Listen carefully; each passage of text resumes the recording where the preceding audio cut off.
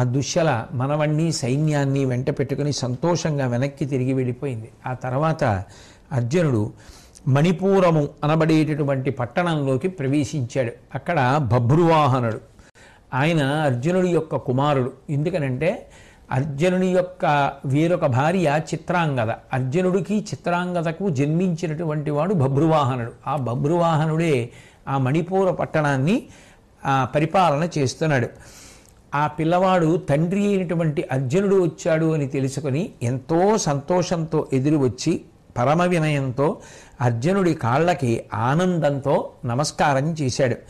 కానీ అర్జునుడు ఆ కుమారుణ్ణి బభ్రువాహనుణ్ణి ఆదరించకుండా ఆ పిల్లవాడు మనస్తాపం పొంది ఉంటే ఆ పిల్లవాడి వైపు తిరిగి అన్నాడు, యాగ విముక్తమైచను హయంబున కడ్డము వచ్చి పట్టి కాకీ గతి మెత్తపాటు తగునే నృపధర్మ విహీనతన్ రణోద్యోగము లేక తక్కి భయముల్లము చేరగనిచ్చు రాజు రాజే గుణహీన పొమ్మనిన ఏమియు పల్క కతండు క్రమరన్. ఆ పిల్లవాడైనటువంటి బభ్రువాహనుడి వంక చూసి, యాగంలో విడవబడినటువంటి ఈ గుర్రాన్ని పట్టుకోవడానికి ప్రయత్నించాలి తప్ప ఉత్తమ క్షత్రియుడమైనటువంటి నువ్వు ఈ గుర్రాన్ని పట్టుకోవడం మానేసి ఇలా నాకు ఎదురొచ్చి నమస్కారాలు చేసి ఏ యుద్ధం చేయకపోతే నువ్వు ఒక రాజువే? అసలు నీలో ఏమైనా పౌరుషం కనపడుతోందా? కాబట్టి గుణహీన పో అనేటప్పటికీ ఆ బభ్రువాహనుడు చాలా మనసు చిన్న పుచ్చుకొని తిరిగి వెళ్ళిపోతున్నాడు. అయితే అప్పటి వరకు యుద్ధం కోరనటువంటి అర్జునుడు మరి యుద్ధం చెయ్యని బభ్రువాహనుడు కుమారుణ్ణి ఎందుకు అంత కఠినంగా మాట్లాడడం అంటే, తన కుమారుడు ఆయన పౌరుష ప్రతాపాలు ఏమిటో చూడాలి. తండ్రి అని నమస్కరించడం చేత సంతోషం కన్నా వాడు ఎంత వృద్ధిలోకి వచ్చాడో, ఎంత విలుకాడయ్యాడో చూస్తే అర్జునుడు సంతోషిస్తాడు. అట్లా కాకుండా ఎదురొచ్చి నమస్కరించినంత మాత్రం చేత ప్రీతి పొందడు. అది కుమారుడి విషయంలో కాబట్టి ఆయన క్షాత్రధర్మాన్ని ప్రకటించి తనకి ఎదురుగా నిలబడి యుద్ధం చేస్తే ఓడిపోయినా కూడా అర్జునుడు ఎంతో సంతోషిస్తాడు. అట్లా చేయకపోవడానికి బాధపడ్డాడు. ఆ బభ్రువాహనుడు తిరిగి వెళ్ళిపోతున్నాడు. అట్లే నాన్నగారు ఇంత మాట అన్నారే నన్ను అని. ఆ వెళ్ళిపోతున్నటువంటి సమయంలో ఉలూపి వచ్చింది. వచ్చి అరిగి పట్టణ వీధి నల్లన చనుచుండ అర్జునుండతనితో నాడినట్టి తెరగెల్ల తనదగు దివ్య బోధంబునకని భుజంగోత్తమ తనయ సదయవృత్తి పాతాళంబు వెలువడి అన్నరాధిపుని పాలికి చరుదించి ఏను మీ తల్లి నాగేంద్రసూతి ఉలూపి నా పేరు హితంబు చెప్పెడు మనీష నరుగుదించితి వినుము మీ అయ్య పనుపు తలకొనుము రాజులకు అర్హధర్మమైన ఎని ఒనర్పము తన తోడ పెనగుటధిక సమ్మదము చేయు ఆ కురుసత్తమునకు. ఆ ఉలూపి నాగరాజు యొక్క కుమార్తె, పాతాళలోకంలో ఉంటుంది. ఆమె తన దివ్య దృష్టి చేత తెలుసుకుంది. భూమి మీద ధర్మరాజు గారు అశ్వమేధయాగం చేస్తున్నాడు, అర్జునుడు అశ్వ సంరక్షకుడై వెళుతున్నాడు, బభ్రువాహనుడు ఉన్నటువంటి రాజ్యంలోకి ప్రవేశించాడు. చిత్రాంగద కుమారుడైనటువంటి బభ్రువాహనుడు యుద్ధం చెయ్యకుండా అర్జునుడి దగ్గరికి వెడితే అర్జునుడు నిరసించి పంపించేస్తే బాధతో బభ్రువాహనుడు తిరిగి వెళ్ళిపోతున్నాడనేటటువంటి విషయాన్ని తెలుసుకున్న ఉలూపి దివ్యదృష్టి చేత గమనించినదై గబగబా వచ్చి ఆ పిల్లవాడిని కలుసుకొని, ఏమోయ్ కుమారా, నేను నీకు తల్లినే, నాగకాంతను, నా పేరు ఉలూపి, నీ తండ్రికి ఏది ఇష్టమో అది చేసి ఆయన ఆశీర్వచనం పొందాలి తప్ప నువ్వు ఇట్లా చేతకాని వాడిలా వెళ్ళి నమస్కారం చేసి గుర్రాన్ని పట్టుకోకుండా ఉంటే మీ తండ్రి సంతోషించడు కదా. అరుదైన అవకాశం, నీ తండ్రే బయలుదేరి నీ నగరం మీదుగా వెడుతున్నాడు కాబట్టి ఇప్పుడైనా ఆలస్యం లేదు, వెనక్కి వెళ్ళి అర్జునుడితో యుద్ధం చెయ్యి. నేను కూడా నీకు తల్లినే, నేను నీకు ప్రేమతో ఈ మాటలు చెప్పాలని వచ్చాను, నీకు మేలు చేసే ఉద్దేశ్యంతోనే చెప్తున్నాను కాబట్టి వెళ్ళు అని చెప్తే వెంటనే పరమభక్తితో తల్లి అయినటువంటి ఉలూపికి నమస్కరించినటువంటి వాడై, నేను తండ్రితో యుద్ధమేమి అన్న భావనతో తిరిగి వచ్చేశాను, నువ్వు చెప్పిన కారణం చేత నాకు తండ్రితో యుద్ధం చెయ్యడమే ధర్మం అని అనిపిస్తోందని చెప్పి రాజలాంఛనాలతో ఆ ఉలూపిని అంతఃపురానికి పంపించి యుద్ధానికి కావలసినటువంటి సాధన సంపత్తిని అంతటినీ కూడా సమీకరించుకున్నవాడై బభ్రువాహనుడు అర్జునుడితో యుద్ధానికి బయలుదేరి వెళ్ళాడు.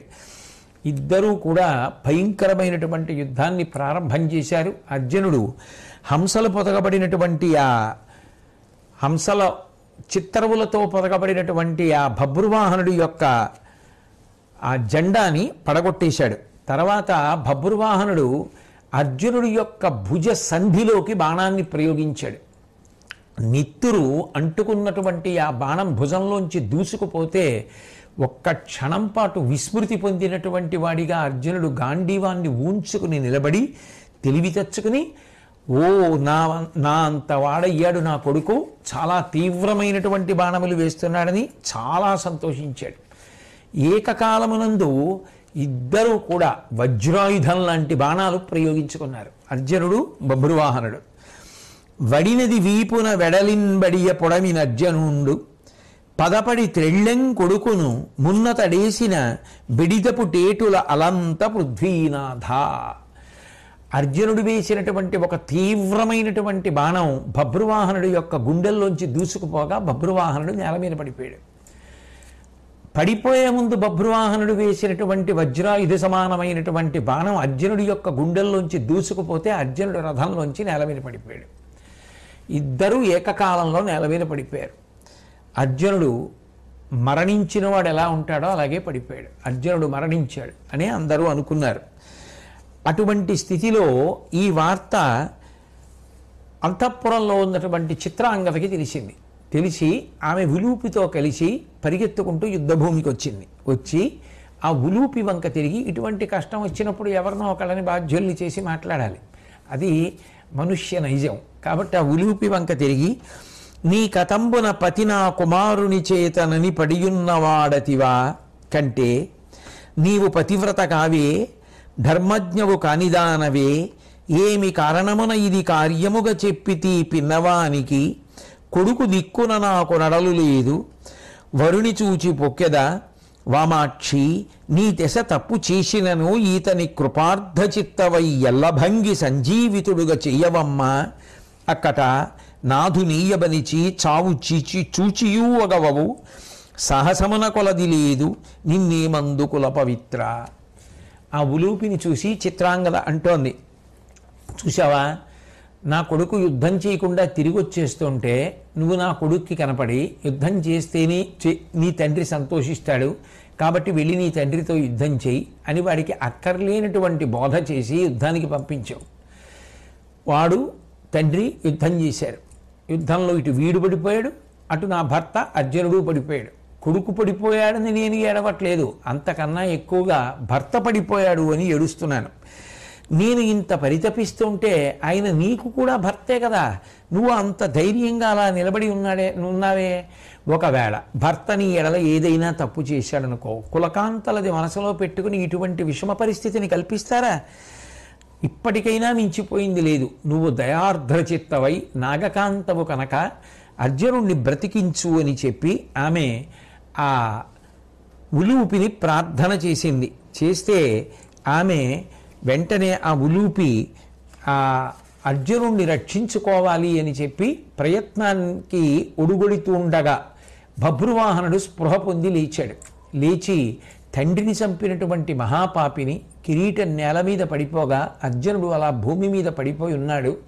కురుక్షేత్రంలో అంతమందిని పడగొట్టినటువంటి తండ్రిని పొట్టన పెట్టుకున్నాను, అటువంటి తండ్రిని చంపినటువంటి పాపానికి తగిన ప్రాయశ్చిత్తం చేసుకుంటే తప్ప నా పాపానికి నిష్కృతి లేదు, కాబట్టి నేను ప్రాయోపవేశం చేస్తాను అని చెప్పి ఆయన ఆచమనం చేసి ఆ యుద్ధ భూమిలో ప్రాయోపవేశం చేసి కూర్చున్నాడు. నేను కూడా నా తండ్రిని చంపిన పాపాన్ని పోగొట్టుకుని ఉత్తమ లోకాలు పొందుతాను, నా తండ్రితో పాటే వెడతాను అని చెప్పి. అటువంటి సమయంలో ఆ ఉలూపి చూసి గబగబా బయలుదేరి ఆ బభ్రువాహనుడి దగ్గరికి వచ్చింది. వచ్చి ఆ అర్జునుడిని బ్రతికించాలి అన్న ఉద్దేశ్యంతో ఒక్కసారి ఆ సంజీవని అనబడేటటువంటి మణి కేవలము ఆ పాతాళలోకంలో ఉండేటటువంటి నాగేంద్రుల దగ్గర ఉంటుంది, దాన్ని స్మరించింది. అది ఆ మణి ఉలూపి చేతిలోకి వచ్చింది. వచ్చిన తరువాత ఉలూపి మాట్లాడుతూ అంది, ఇంద్రుడి చేతనైనా అర్జునుడు చనిపోతాడా? మీరు ఆలోచించవద్దా? నిజానికి నేను ఇతనికి ఒక గొప్ప మేలు చెయ్యాలి అని వచ్చాను, అంతేకాని నాకు మాత్రం అర్జునుడు భర్త కాడా? భర్తని చంపుకుంటానా? కేవలం ఇతన్ని రక్షించుకోవాలి అన్న ఉద్దేశ్యంతో మాత్రమే వచ్చాను తప్ప నాకు వేరొక ఉద్దేశ్యం లేదు. నిజానికి ఆ అర్జునుడు మరణించలేదు. మీకెవ్వరికీ తెలియని విషయం, నా మాయ చేత మూర్ఛపోయేటట్లుగా చేశాను. నిజానికి అర్జునుడు ఎవరో కాదు, సాక్షాత్తు నారాయణ స్వరూపుడు. అటువంటి వాడి తేజస్సు మహోత్కృష్టమైనది. ఆయనని పడగొట్టడం ఎవరికీ సాధ్యం కాదు. కాబట్టి మీరు చూడండి, ఆయన లేస్తాడు. నిజానికి అటువంటి అర్జునుడిని పడగొట్టడానికి కావలసినటువంటి పరాక్రమాన్ని బభ్రువాహనుడికి ప్రదానం చేసిన దాన్ని కూడా నేనే. ఇది ఒక మహత్తరమైన కారణానికి చెయ్యవలసి వచ్చింది అని చెప్తూ ఉండగా ఆ పిల్లవాడు బభ్రువాహనుడు అక్కడ ప్రాయోపవేశం చేయడానికి సిద్ధపడుతుంటే వాడిని పిలిచి చేతిలో ఆ మణి పెట్టి, ఈ మణి తీసుకెళ్ళి నీ తండ్రి యొక్క గుండెల మీద పెట్టు, వెంటనే నీ తండ్రి బ్రతికి మళ్ళీ లేస్తాడు అని చెప్తే ఆ పిల్లవాడు బభ్రువాహనుడు పట్టుకెళ్ళి ఆ మణిని అర్జునుడి యొక్క గుండెల మీద పెట్టగానే మళ్ళీ చైతన్యాన్ని పొందినటువంటి వాడై అర్జునుడు లేచి కూర్చుని చిత్రాంగదని ఉలూపిని చూసి ఆశ్చర్యపోయి, మీ అందరూ ఇక్కడికి ఎందుకు వచ్చారు? ఆ రాజు అయినటువంటి బభ్రువాహనుడు ఏడి, క్షేమంగా ఉన్నాడా అని అంటుంటే బభ్రువాహనుడు లేచి సాష్టాంగ నమస్కారం అర్జునుడికి చేశాడు. ఆ తర్వాత ఉలూపి అర్జునుడితో మాట్లాడుతూ, ప్రాణేశ్వర, నేను ఎన్నడూ ఏ తప్పు చేసిన దానను కాను. ఇవాళ నిజానికి నీ కుమారుడి చేత నీకు అశుభాన్ని కావాలని చేయించాను. ఎందుకు చేయించాను అంటే దానికి కారణం ఉంది. ఒకప్పుడు గంగానదిలో స్నానం చేద్దామని నేను నా చిలికెత్తెలతో కలిసి వెళ్ళి గంగానదిలో స్నానం చేస్తుంటే పక్కనే ఉన్నటువంటి రేవులో వసువులు వచ్చి స్నానం చేస్తున్నారు. ఆ స్నానం చేస్తున్న సమయంలో గంగానది యొక్క అధిష్టాన దేవత అయినటువంటి గంగమ్మ ఒక రూపంతో లేచి వచ్చి ఆ వసువులకు కనపడింది. ఆ వసువులు ఆవిడితో మాట్లాడుతూ, ఆ అర్జునుడు చేయరాని పని చేశాడు. మా వసువులలో ఒకడు భీష్ముడిగా ఈ భూమి మీద జన్మించాడు. కాబట్టి ఆ భీష్ముడిగా జన్మించినటువంటి వసువులలో ఒకడైనటువంటి వాణ్ణి శిఖండిని అడ్డుపెట్టి ఎదురుగుండా బాణాలు నిలబడి వెయ్యకుండా అర్జునుడు ఆ శిఖండి ధనస్సు వెనక తన ధనస్సుని చేర్చి పిడుగుల వంటి బాణములు ప్రయోగించి భీష్ముడిని పడగొట్టాడు. నిజంగా అర్జునుడే ఎదురుగుండా నిలబడితే భీష్ముడు కూడా దివ్యాస్త్ర ప్రయోగం చేసేవాడు. కానీ ఎదురుగుండా నిలబడకుండా శిఖండి వెనక్కి వెళ్ళి బాణములు వేసి భీష్ముడిని చంపాడు.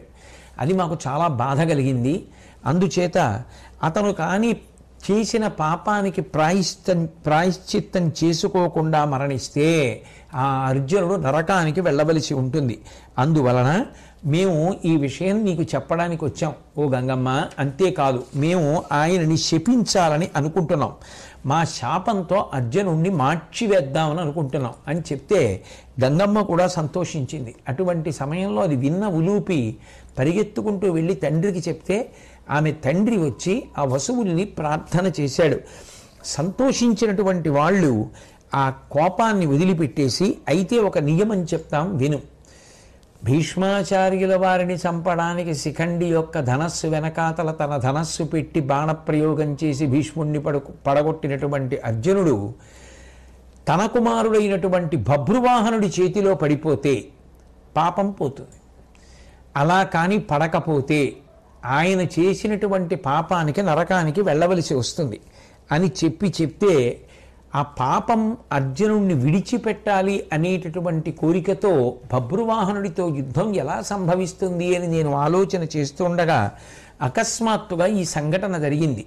ఈ అశ్వమేధయాగం పుణ్యమాని యాగాశ్వరక్షకుడుగా అర్జునుడు ఈ నగరంలోకి ప్రవేశించడం, బభ్రువాహనుడు యుద్ధం చెయ్యకుండా వెనక్కి తిరిగి వెళ్ళిపోతుంటే ఇది సదవకాశం. అర్జునుడికి పాపం రాకుండా చూసుకోవాలి. బభ్రువాహనుడి చేత అర్జునుడు పడిపోయేటట్టుగా చేయించి నాకున్నటువంటి దివ్యమైనటువంటి మణిచేత తిరిగి అర్జునుడిని చైతన్యవంతుణ్ణి చేసుకోవాలి అనే సంకల్పంతో నేను రావడం జరిగింది. అందుచేత ఇప్పుడు అర్జునుడు నరకానికి వెళ్ళవలసిన అవసరం లేదు. బభ్రువాహనుడి చేతిలో పడిపోయి బ్రతికాడు కనుక వసువులు ఆయనని శపించరు. ఈ విధంగా భర్తని కాపాడుకున్నాను అని చెప్తే చిత్రాంగద, బభ్రువాహనుడు, అర్జునుడు, అక్కడున్నవాళ్ళు అందరూ కూడా ఉలూపి యొక్క సౌశీల్యానికి ఎంతో సంతోషించారు.